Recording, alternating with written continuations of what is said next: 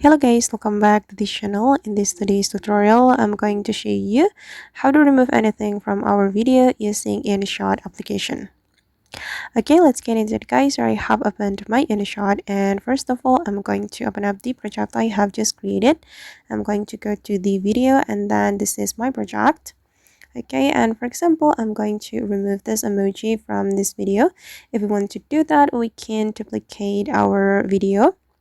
You can tap on your video and scroll all the way to the right until you find the duplicate option, this one guys, and we're going to make it as an overlay. Just click on the switch option, and then I'm going to make the second video align with my first video like this, and then we're going to put mouse to remove the object or the emoji.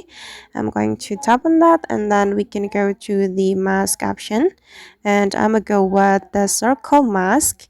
Then we can adjust the size of the mask like this, and then we're going to take another part of our video to cover the emoji. Okay, and I'm going to take this part because this part will be suitable to cover my emoji. Okay, then click on the check mark, and then we can place this mask right here, and you can keep adjusting until you're satisfied with how it looks.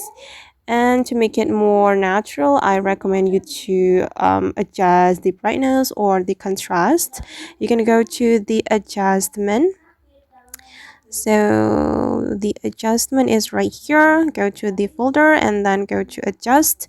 And I'm going to increase the brightness just a little bit, just like this. And as you can see guys, that the emoji has been removed from my video, and this is the final result. Wait. Okay. Alright guys, and that's all the way to remove anything from our video using InShot. I hope this tutorial will be useful for you.